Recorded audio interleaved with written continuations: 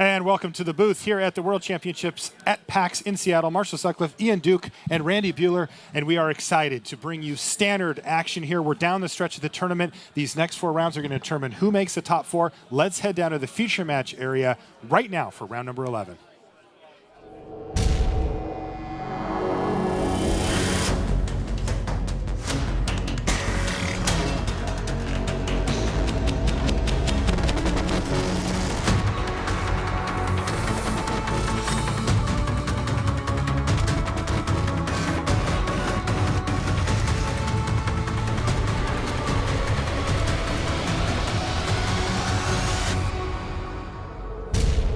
Hello and welcome to coverage of the World Championship from PAX in Seattle. I'm Marshall Sutcliffe in the booth with Ian Duke and Randy Bueller, and we are just about set here for round 11 action. Let's meet our players. Martin Muller, Denmark, team captain, 2014 World Magic Cup champion. Owen Turtenwald, United States, top pro points at large.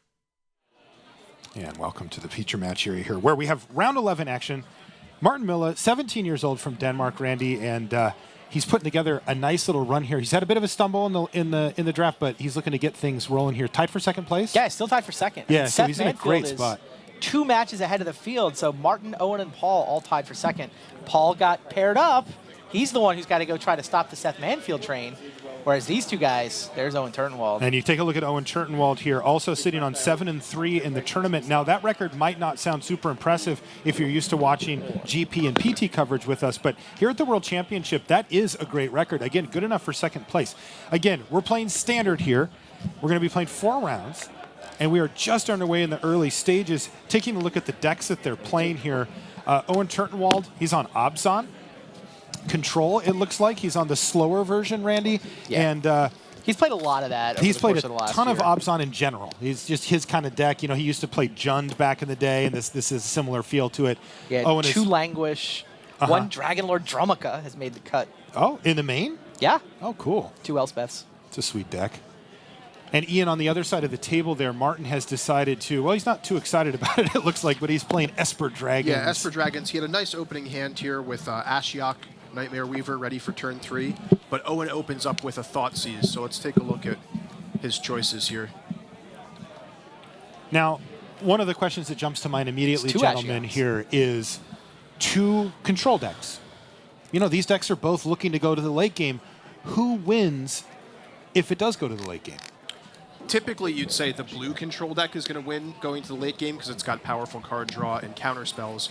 But the Abzan control decks can definitely hang with that with cards like Read the Bones and powerful Planeswalkers in the late game. So it's definitely going to be a neck-and-neck battle through the mid and late game. Now, are they still going to be trying to push things towards the late game? Like, if both of them are trying that, isn't one of them wrong? Well, look, in a game where Ashiok is involved, Ashiok is in your deck because it's really good against the other sort of slow decks. Like, the plan A for Martin Muller in this matchup is to slam Ashiok on turn 3, and that's exactly what he's got to do. He's done it, yeah. So he has ticked Ashiok up to 5 already. Yeah, I really like Ashiok against any of the green-based decks, and I include Abzan in that because it naturally curves, and it comes down with 3 loyalty, ticks up to 5, and then it stands ready to take a 4 mana cost creature. And as we know, things like Siege Rhino or in another matchup, Pelucranos are great things to steal with Ashiok. Okay, he's got Siege Rhino and Courser already online, but Owen does have one of his 3 main deck copies of Heroes Downfall. Yeah, he's going to fire that off on the main phase here. He's going to play around any counter spells for Martin Muller because he clearly respects the power of Ashiok and knows that he needs to get that off of the table. All right, so now we get to play a game. Now we got We got past the Ashiok portion of the festivities. Right, that was like phase 1. Yeah, do you have the Hero's Downfall? Checkbox complete, and now we're going to settle in for what's likely to be a much longer affair. Martin Muller's going to play a Temple here, leave up all 3 mana, pass the turn back to Owen Turtenwald. Owen looks focused. Yeah, let's take a peek at Owen's hand and options here. He goes with the Siege Rhino this turn. Not a lot of gas in the tank, but, you know, Nissa stands ready there to get some card advantage, and eventually he could get up to 7 lands to transform her. All right, so Siege Rhino hits the battlefield for Owen Turtenwald. It immediately gets killed, though, by a Crux of Fate, right? Now, Martin Muller is completely tapped out, meaning that Owen Turtenwald has free reign this turn, and he comes up with a Nissa to punish him. Yeah, I mean, I think Martin figures Owen is good enough to only bring one creature into play. He was just going to get attacked for 4. He didn't have anything else to do with his land, so he figured, all right, I'll just 1 for 1. Pretty hilarious update from the back table, by the way. Martin Dang has 5 goblins in play already, but Sam Black has Archangel of Tides. Ooh. That's an interesting board state for sure. All right, and we've got a Thoughtseize now for Miller. Wow. And you know what? Owen played perfectly here. Only drew lands, dodging the Thoughtseize. Even so, Muller's got to be really happy. He just top-decked the Thoughtseize that turn. He has 2 copies of Dragonlord Ojutai in his hand, and Owen had a lot of cards. They were unknown cards, so he doesn't want to run the Ojutai into potential removal. There's no white mana for Martin. Oh. That's why he had 5 mana after the Thoughtseize, but Great point, Randy. none of them tap for white. And that is one of the sketchy parts of the Esper Dragons deck. Does not play a ton of white mana. It's true. And meanwhile, Owen's all lands draw. Wow, he's actually going to be able to turn Nissa that. here. He's going to get that attack in there first, but this 7th land hitting the battlefield, which he's got a ton of lands here. He's also going to use an interesting one there, Windswept Heath, which gives him a little bit more protection there from a removal spell. And that's going to get Nissa flipped over and become a card advantage machine for Owen, who unfortunately can't help but find even more lands. But the window's closing here. Again, a non-white mana source here, a pair of Ojutais in hand for Miller, and he just has no game against this Nissa, which could run completely rampant on this battlefield. God, was that another land off the top for Owen? All right, he found a Hero's Downfall there. No target for it currently, but drawing cards, ticking upwards. Owen is crazy flooded, and yet he's going to get away with it. Well, there's a Temple of Enlightenment now, guys. So there is a white mana source. So next turn, Ojutai could hit the battlefield. Owen drew a land. And Owen drew another land. He still has a full grip here, and none of its action. I think he just has Hero's Downfall lands. And there is a nice one for him, a proactive way to kill the first Ojutai that comes down with Languish. He doesn't have to wait for Martin to untap and have something nasty. And Martin's draws just hasn't really cooperated in general here. He just drew another removal spell, no targets, no nothing going on here on Turtenwald's side. So again, his Savage Flood just getting around Martin's hand. Oh, but there we go. Abzan Charm off the top for Owen. So he can use that to draw a couple of cards if he wants and sort of find himself some more action. Yeah, the lack of white mana being just crucial here in this game. Had Muller played Thoughtseize into Ojutai on turn 6, this would be a very different game. Just because he'd have 5 more cards in his hand? Do you think that would help his chances?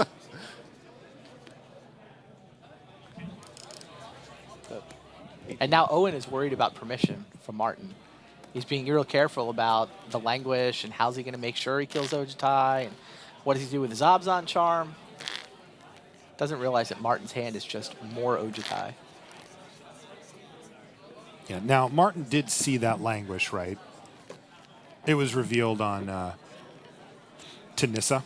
I believe so. I think so. So he, which is all the more we'll reason for Owen to figure. Ooh, there's a Den Protector now off the top for Owen. So the cards are flowing freely now for Owen Turtenwald. Yes. Yeah, he's found Abzan Charm into Den Protector, and you know the downside to flooding out is you don't have any spells, but once you find them, now he's actually got the mana to cast multiple card draw and board affecting spells in one turn for multiple turns in a row. Look at all those lands in his hand still. All right, he's just going to pass back, though. He still has that Abzan Charm at the ready. Sam Black did win that game against Martin Deng, by the way. Archangel of Tides, in fact, good against 5 Goblin tokens. All right, there's Dragonlord Ojutai, the replacement. Foul Tongue Invocation in hand for Muller. He's also got extra land. Did Owen fire off the Abzan Charm? I couldn't quite see there.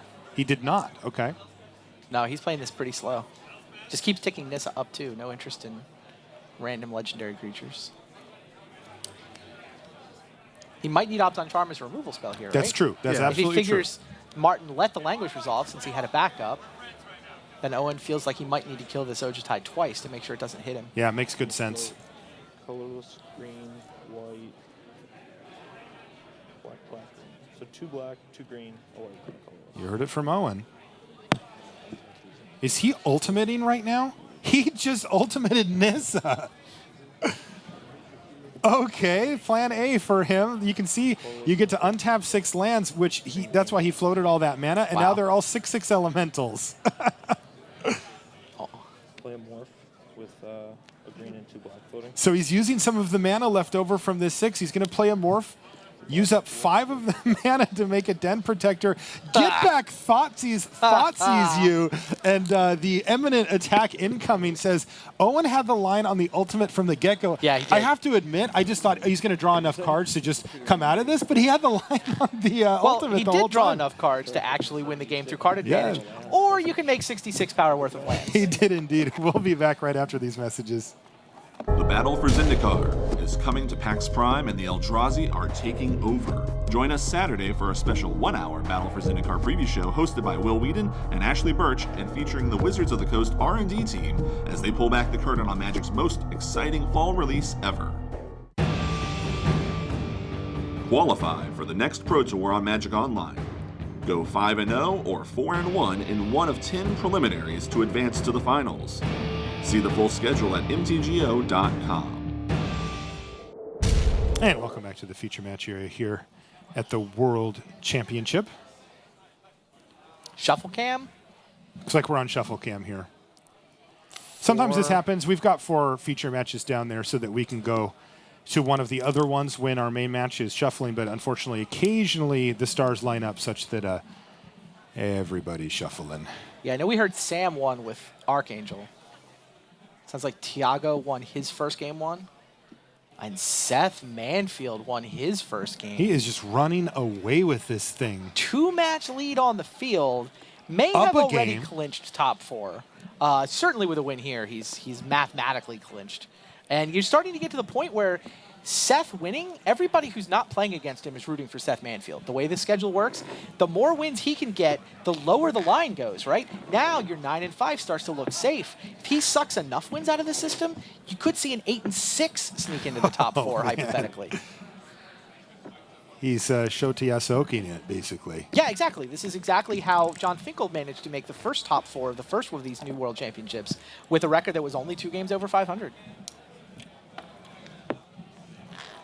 See, the players have finished sideboarding and are preparing for game 2 here. Gentlemen, sideboard-wise, Ian, do you have any strong inclinations as to what's going to happen on Martin's side? We may see him bring in an extra copy of Ashiok Nightmare Weaver if Wow, he feels he 4 likes that here. hangerbacks he's got?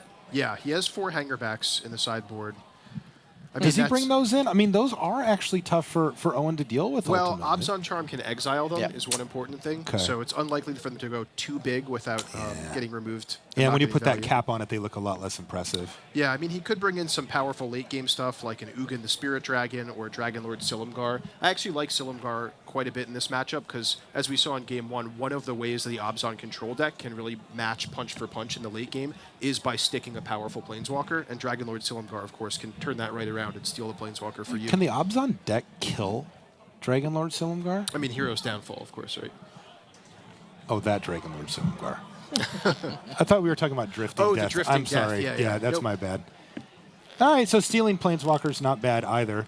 Yeah, I was thinking you were talking Drifting Death to pressure them, to attack them. Yeah, I mean, Drifting Death can be effective against Elspeth, but I like stealing them better. That's a lot more fun. What about you, Randy? What are you seeing on the sideboard over there? I see 2 copies of Read the Bones. I think Owen wants to win this through card advantage. We saw the way he played that. He just wants to get ahead and press and press. He's also got a Duress in his sideboard, which this seems like a really good matchup for. I don't think he's interested in card advantage, Randy. I think he just wants to ultimate Planeswalkers. Well, you need card advantage to set that up. That just happened to be the avenue that he took to ultimate this particular Planeswalker. All right, let's jump back over to Saporito versus Andre Strosky here. We got a little mirror match here. Is that what you guys are seeing? Yeah, it looks like Esper Esper mirrors? Dragon's mirror match. Tiago Saporito had won game 1. These guys wound up testing together, right? They Andre did. was somehow an honorary Brazilian Yeah. for the testing process. Yeah, the extensive system to get Andre on the team was Tiago messaging him on Facebook.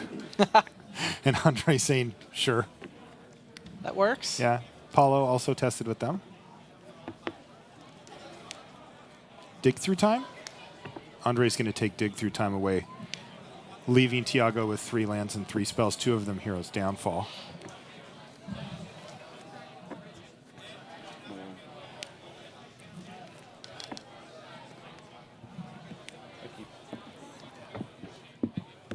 Looks like a mulligan for Martin Muller back in the main match. Not too punishing, though, right? Control mirror, take a mulligan, not the end of the world. Sure.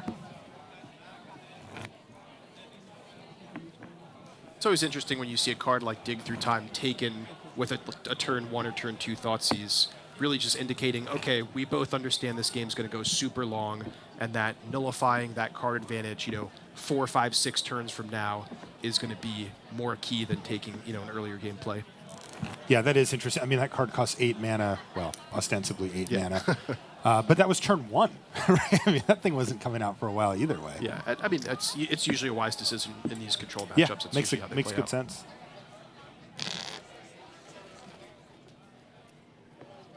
And, for frequent viewers of coverage, you'll be familiar with the control mirror here. Not a lot happens for a lot of the game, and then there's these flurries of action where, they decide to fight over a certain spell or Not a lot happens. lot of Look at all the counterspell. wonderful lands that are coming into play. Yeah. Draw, play I know a you land, appreciate say that, go. Randy. It's great. Woohoo! Randy's getting flashbacks of the good old days. I mean, there are cards that closely resemble actual counterspell being floated about here. Sure.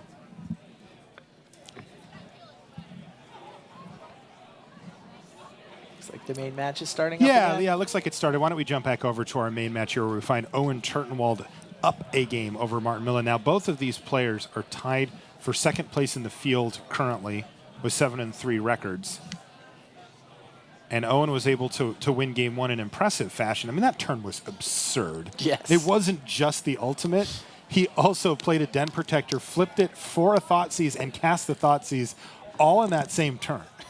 With mana that was floating. Yes. That was with all of his lands untapped still after all of that. Although, to be fair, 6 of them were about ready to attack and kill Martin. Speaking of Thoughtseize, Owen's going to play an early one here. I think this is a, pre-Ashiok prevention here, and he's going to take a look at what Martin's got going on. I can't quite see it from the angle we've got here. Two different flavors of Silumgar. I see a Drifting Death and the Dragon Lord sitting there. I also see a Dissolve and I believe a Hero's Downfall behind it. Yeah.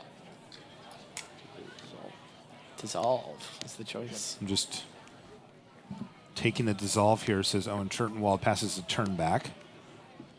Curious to see what his sideboard brought him. There's one of the Read the Bones that you mentioned, Randy, so you were dead on that. He's going to be looking to out-card draw his opponent, and he has a lot of the tools to do it. Now, Ian, is it true that this card was named after Owen's teammate, your brother, Reed Duke? That is not true. However, That both of explains them love the this weird card. spelling. But your brother loves this card? R-E-I-D, comma, the bones. That would be Reed's name if he was a legendary creature, right? Planeswalker. I love that. Read the stones.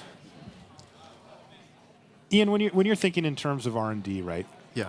Read the bones. You could see a lot of cards and you get 2 of them. Then there's a card on the other side of the table, Dig Through Time, where you could see more of them and you get 2 of them. How close are those 2 cards to you in, power level from a development perspective? They certainly play pretty differently. Of course, Read the Bones, life loss, a hallmark of black getting powerful effects. Yeah. Means you're more vulnerable to aggro decks, and especially since it's sorcery speed, you have to tap out for it early and lose life. So we like that dynamic of this is a way for black to get card advantage, but it leaves them vulnerable early.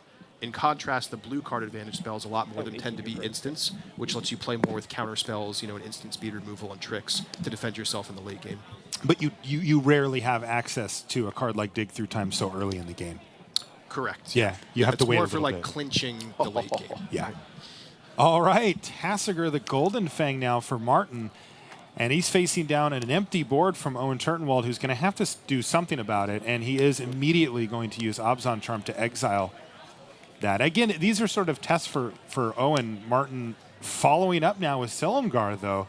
And this is a drifting death. You know, we were talking about Dragon Lord Silumgar, although I apparently wasn't aware of it when we were sideboarding, but he does have the other one here. And I asked you that question earlier, Ian, and I want the answer now. Can he kill this? Languish Certainly does not do it. easily. I don't have Owen's Elspeth entire deck list doesn't in front do of it. me at the moment, but yeah, it's particularly effective against Elspeth. It has 3 power. She can't kill it. It kills the tokens. Den Protector for Thoughtseize to knock the other Silumgar out of Martin's hand. I think his plan is to race it. Yeah, I mean, one of the downsides of Silumgar the Drift and Death is it doesn't actually clock that fast. Yeah, 3 power on your 6-mana creature is not huge. It is a thing, though. You talk about the card advantage fight. Martin is hellbent. Owen has, what, 5 cards in his hand? Yeah. To Martin's 0. Yeah, Owen has thought-seized Martin twice and resolved Read the Bones here. Finds himself way ahead on cards. He's also used a Den Protector. So, yeah. I mean, I remember when blue was the card advantage color, but it's green now. It's just like Den Protectors, getting back other spells that get you more cards, and top-decking Martin Miller finds another land here. It is a temple, though. Interestingly, he found a Haven as Spirit Dragon here. Does he keep that, Ian? He can get back Dragon Lord Silumgar with it. If he knew Owen's hand, I think he might keep it. Well, there's the Valorous Stance there that could take care of Dragon Lord Silumgar, but this Dragon Lord Dromoka is going to be big trouble pretty soon here.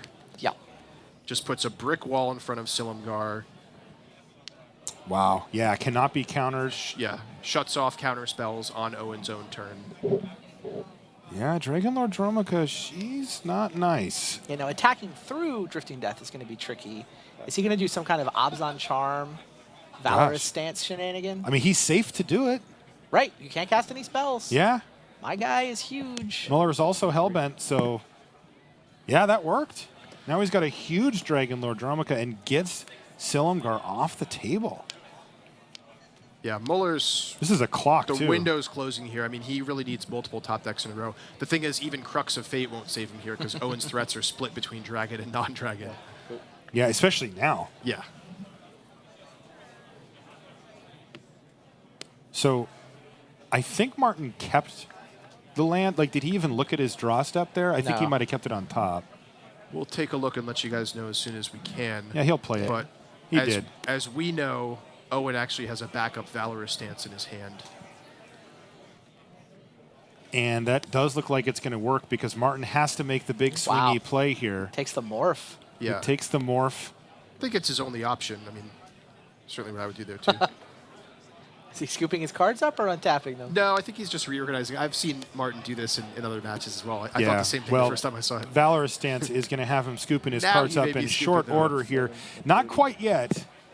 Only 10 damage. He can take one more hit of this magnitude, but he's Owen- cold top decking here. And Owen still has a hand of Siege Rhino Thoughtseize. Wow.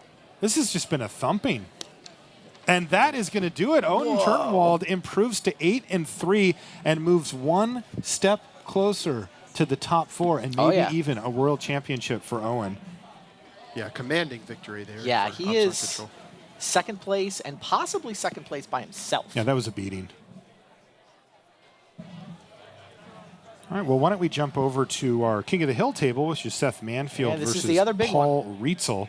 Now, this is an Abzan, I'm going to put air quotes on this, mirror. Yeah, We're no. actually seeing the 2 different flavors of Abzan that Exactly. people have brought here. If you look at Rietzel's side, he's on what we're calling hangerback Abzan. This is the one from GP London that crushed that tournament.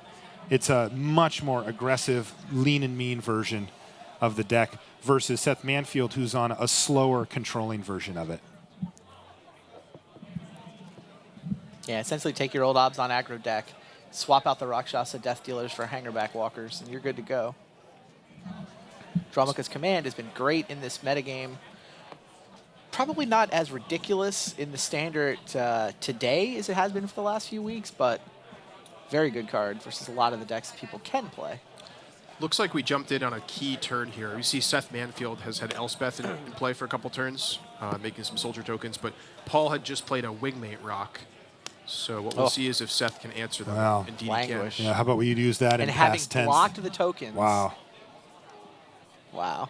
So things looking fantastic for Seth as he ships the turn back. Look at his board. He's got Siege Rhino, Elspeth, 3 tokens, all rocking and rolling here, while Paul Rietzel on 5 lands is trying to find a way out. I saw that he's got an Elspeth in his hand. And a Siege Rhino, and another Wingmate, but only the 5 lanes. Also, Paul finds himself behind in the damage race here. I mean, Paul's looking also at... down a game. And he's down a game. Other than that, Mrs. Lincoln, how was the play? Ugh. Yeah, Paul's going to have to go deep in the tank to try to find a line out of this. It's going to be tough. I mean, remember, Seth Manfield has 7 power up right now. He gets to attack for, so Paul's got to find a way to not die and start dealing with things. I mean, his hand looks great. Trouble is there's no clean, efficient way to answer this board. I mean, Seth has both Planeswalker threat, a big creature, and a bunch of tokens, and there's no single card that can really deal with that all at once. Yeah. So when in doubt, Siege Rhino. He's going to play the Rhino, put him back up to 13, which is going to potentially nullify the other Rhino on the other side, making attacks for Seth. Not, uh-oh, did I speak too soon? Yes. Wow. Hero's downfall to kill it means that Paul Rietzel is going to take that full 7 damage here. It's going to drop him down to 6 life. And what else does Manfield have for us? Well, some tokens, that's for sure. Soldiers join the party. Plays the land. Goes for a scry. He's got more? Oh, he's got more. What is this, a Den Protector? Don't do it. Oh, no. Face down morph. Gonna go ahead and assume that one's a Den Protector. And yeah, you can kind of read it all on the face of Rietzel there. This is not looking good for him. I mean, his hand is stacked. If he could deploy these cards in a timely fashion, he would be in fine shape, but he's just too far behind. And that will do it. Seth Manfield wins again. Crazy. He's just stacking up pro points at this he can't point. be stopped. Yes. Yeah, these are pro points for next year. He wants to blow out this field so badly today that they have to invite him back. And that's one of the Whether he exciting wins things. it or not. Yeah, exactly. One of the things I find exciting here is that, like, even though Seth is a lock for the top 4 now, he's going to keep playing and keep winning. You know, so it's not like he's just going to draw or concede to anybody else he plays in the next couple. Absolutely not. A full pro point on the line for every match here at the World Championship. Those add up in a big way. Talk to the guys that bubbled. You know, Yeah. that Jacob Wilson only made this event because of every single round that he won, right? If Yeah. Jacob Wilson wins one last round at last year's Worlds, he doesn't get to come play this year. exactly. All right, so one more match, it looks like, going in the feature match area here. Oh, actually, there's 2 going still. So we'll jump over here and check out Thiago Saporito and Andre Strasky. We know that Saporito won game 1 in this Esper Dragons mirror match. Yeah, Sam Black just finished off Martin Dang, so this is, in fact, the last match. Oh, this is the last one, right? This is the first round of Standard here on day 2. We're going to be playing 4 in total today, culminating with our top 4. We're going to know who the top 4 for the World Championship is this year at the end of the day today. We'll come back on Sunday. You mean our top other 3? Yes. I do mean our top other 3, as Seth Manfield just bulldozing this field. Yeah, 2 matches ahead of second place, 3 matches ahead of third place now. With 3 matches to go. He's so far ahead. Normally at these smaller field tournaments, the records tend to bunch up in the middle. But occasionally, somebody decides that they're just going to run over everybody. Shoti Asoka did it, and now we see Seth Manfield putting together a similar run here. This is a big match for these guys. They were, what, 5-1 this morning between the 2 of them? Andre won pod 3, and Thiago 2-1 at pod 2. They've had a good morning, but, you know, that just meant 6-4 in contention, but time to make a run in Standard.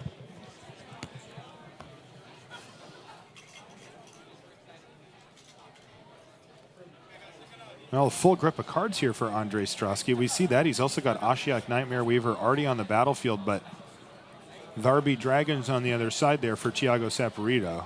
Yeah, this is a really tough turn for Strasky. Again, in a position where a single Crux of Fate can't eliminate both threats, and Saporito, you know, looking like he may have a counterspell represented here. How do you feel about this? That does a pretty good job. I feel pretty good about that. Yeah, that's not too bad. Given that it resolved. Now, will it survive? Dragon Lord Silumgar stealing Tassiger, that's got to be the flavor win of the weekend so far, right? I mean, he's literally wearing him as a necklace. That's right. Just bossing him around. Yeah, if you check out the art there, yeah, you can see. in the future, Dragon Lord Silumgar is wearing Tassagar as a necklace. Yeah, and apparently he has so much sway over him, he can say, you know, I want you on my team, and just pull him over. Is he going to stay there is the question. So far, so good. Though, that did mean that Andre did not want to block Dragon Lord Ojutai and took a hit. Which can potentially find more answers for Tiago here.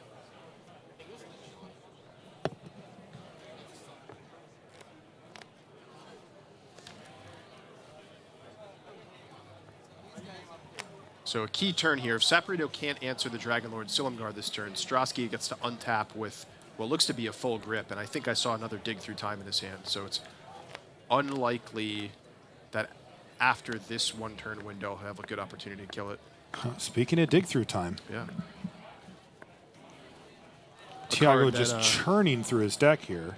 Challenging Marshall's early assertion that green is the card drawing color now. Yeah. Yeah, it looks like dig through time has something to say about that. And let's see, Tiago just has to have found an answer here, right? Oh, I saw one. He's got Ugin. Can't cast it this turn, but does have that in his hand. Is it a Jace? Jace? This is a big turn here. Tiago just passed it back. Andre's like, me? Wow. My turn? Untap my lands? Great. So Tiago moved things forward with dig through time, the Jace, but did not find an answer to Dragon Lord Silumgar, so Tassagar stays at his side. Super interesting, too, that their life totals have gotten pretty low. Andre's down to 4, so he's dead to 1 hit from Ojutai now. Tiago's at 9. And Andre's got 7 power here. This is a Thoughtseize. Yeah, he's going to Thoughtseize Tiago to go down to 2. And what does he find? Another Tassagar, another Ojutai. The Ugin we mentioned a moment ago. And what's the other card there? Silumgar's Scorn? Looks like it. Yes. So there are some problems here. Of course, it depends on what Andre has in his hand. Do we have an idea of what Andre's hand looks like right now? We Ian? don't just yet, Not since yet? we're Okay. not on our main feature match. Sure. But we'll get you guys updated as soon as we can. Alrighty. We'll, might be able to deduce some of what he has in his hand based on what he chooses here.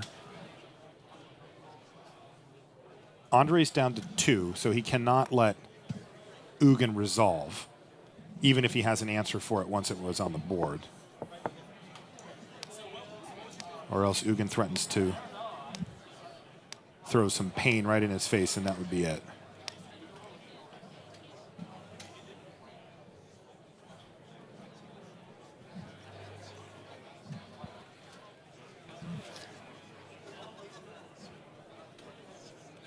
Andre has taken a long time to make this decision. It seems to be a very tough one. We know it's critically late in the game here for him. He takes Ugin.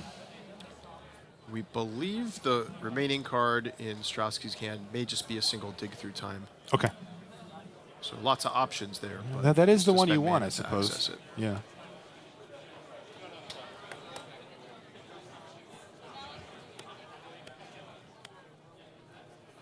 Okay.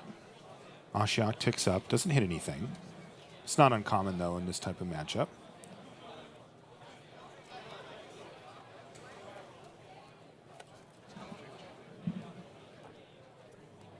So Andre's down to 2. He's got Tiago down to 5. He's got 8 lands untapped here, plus 3 cards in his graveyard. Tiago's going to play a Temple, put a card on the bottom. He's going to activate Jace Vryn's Prodigy. Draw a card. He's only got 3 cards in his graveyard thanks to all those dig-through times. So this is not going to transform Jace.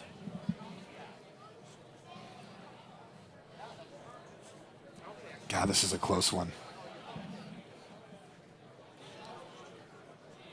Thiago has to decide what he wants to discard. Looks like that's even a tough decision at this point in the game. He attacks, forces a block here. Otherwise, it was a lethal attack. That means that Tassiger is going to jump back over to Thiago's side. But interestingly, Strasky has a Ashiok on 5, which could steal Dragon Lord Ojutai. I'm sorry, not exiled, but... Yeah, he doesn't have any creatures under Ashiok currently. So he's going to have to keep ticking Ashiok up to try to find one. But in the meantime, Andre's hopes really lie with this dig through time, right? And he needs something huge with this dig. And he knows that Thiago has Silumgar Scorn as well. No dragons on the battlefield for Thiago. 3 cards in hand, that's right.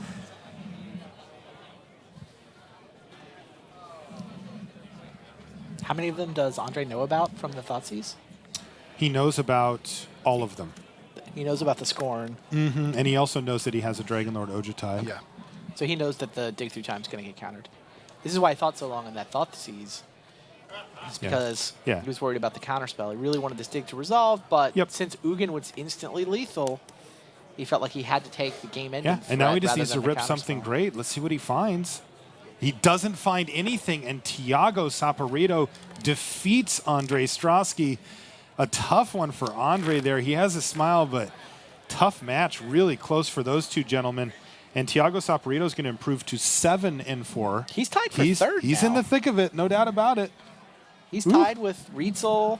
He's tied with Martin Muller. Now, They're all Strasky's 6-5. Yeah, he's rooting for Seth Manfield to keep So sucking he's on wins the out of Manfield team Manfield, just hoping that he pulls a bunch of wins out of the system. Yeah. We'll come back to the booth. Marshall Sutcliffe, Ian Duke, and Randy Bueller. And you already start to get a sense for the tension down there, right? I mean, even in that last match, you know, we saw Strasky just minutes on that Thoughtseize because he knows if he screws up anything, he gives himself no shot here, and they're potentially playing for top 4 slots now. Yeah, just the gasp and just the release of energy when he knew he didn't have it on the final draw step. Yeah. All right, well, that's going to do it for round 11. Let's send it back to Richard Hagan, who has some special guests at the news desk. I certainly do. Thanks very much to Marshall and the gang there, bringing you the start of standard action. It is standard all the way here on day 2 of the Magic the Gathering World Championship here in the afternoon. We've got a packed auditorium because PAX is in full swing here in downtown Seattle. Swing by if you get the chance. It's great to have you here with us, our live audience, and the hundreds of thousands of you around the world tuning in to this, the Magic the Gathering World Championship. So, how are things doing on the floor? Let's bring you 4 from the floor for this round here in Standard, show you what some of the action has been down there. So downstairs we go to see Sean McLaren up against Steve Rubin. And this match, this is so critical, 6-4, these two going at it. And I can tell you that as the time ticks down on the round, they are still going. They are into game 3, so critical. The winner here, in decent shape. There you see Paolo Vita Dama de Rosa. He was up against the Magic Online World Champion, Magnus Lanto. And the winner here would get up to 6-5. De Rosa wins 6-5. So right on the verge of elimination, 9-5, we think could make it in. Seth Manfield winning is very good news for players on 5 losses. So De Rosa at 6-5. So where do we go next? Well, why don't we take a look? There you see them finishing off. Here's Yuya Watanabe, who had a horrible morning. 5-2, became 5-5. He was up against Yo Larson, reigning Pro Tour champion, of course. Watanabe, one of the pre-tournament favorites, but with already 5 losses, could certainly not afford another. The good news for Watanabe fans, he won this one over Larson of Sweden. Larson at 5-6, back under 500. Watanabe 6-5. And then we have Jacob Wilson and Mike Sigrist. So these, the last two, and these two also still battling. Now, we already knew that Mike Sigrist was gone. He cannot make the Final Four, but Wilson with a 4-0 run in Standard might just be able to squeak in. And as I say, as the time kicks down, they are still ongoing. So that's the state of play here, but I'm delighted to welcome two very special guests to the news desk, people who sometimes are in front of the camera and sometimes are very much behind it. We've got Sean Kornhauser and Nate Holt. I think a lot of you will know them as the host and creative brains behind Walking the Plains. Yeah, I thought about calling this segment No Cape, No Camera, because that's often how we would see the two of you. Yes. Not often we get the faces unadorned. So it's great to have you with us.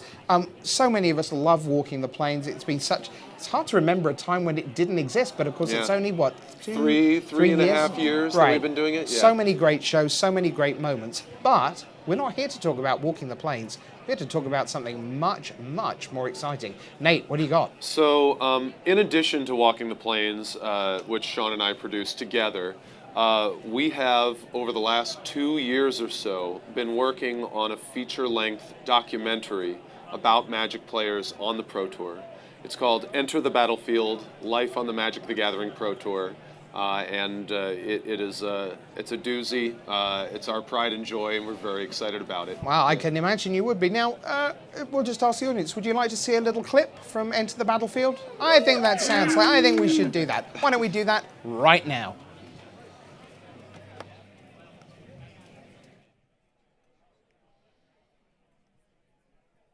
There's a lot of glory with winning a Pro Tour, and for a lot of people, that's just check the box. Okay, whew, it's all done now.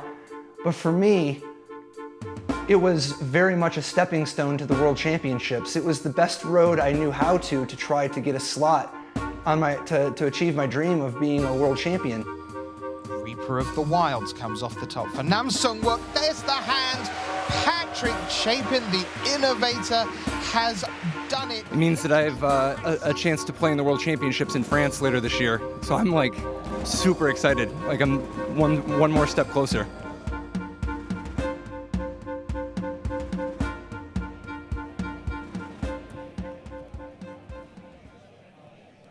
Ladies and gentlemen, how exciting does that look? Fantastic, great stuff. Enter the battlefield. Just a little teaser. Right, just absolutely. Just a little clip. One little moment from there. Yeah, there's more of it, I promise. I am sure. And Patrick Chapin there, one of our most famous players. Yeah. And this documentary is packed with big names, right? Yeah. Yeah. Very exciting stuff.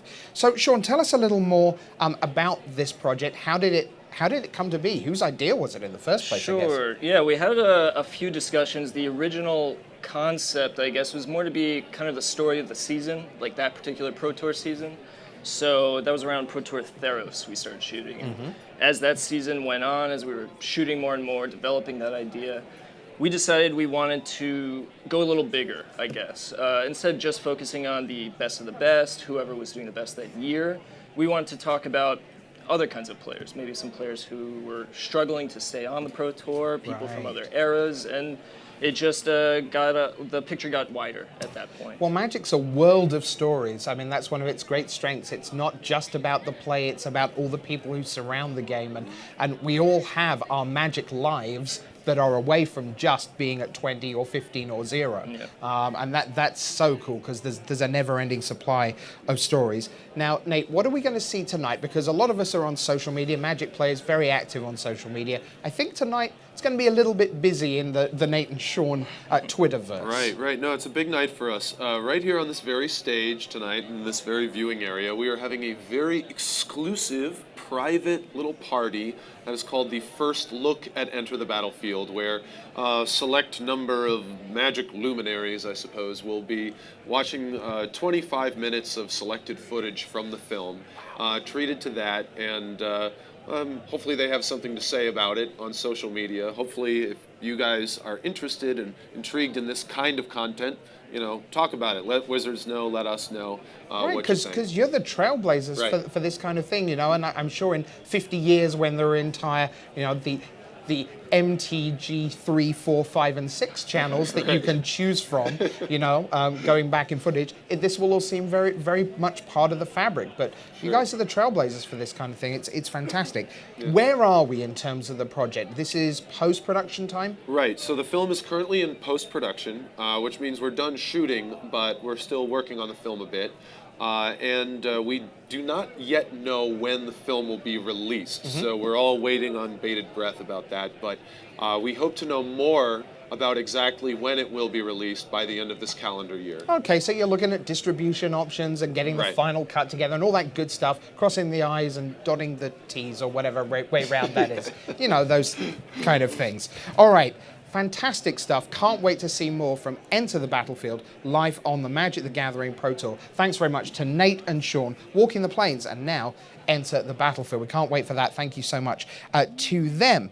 But we get back to our World Championship. Standard is the format. Who are going to be the stars of this year's World Championship? Well, one star of almost every season is Sam Black, and he is waiting to deck tech for us in the company of Mr. Brian David Marshall.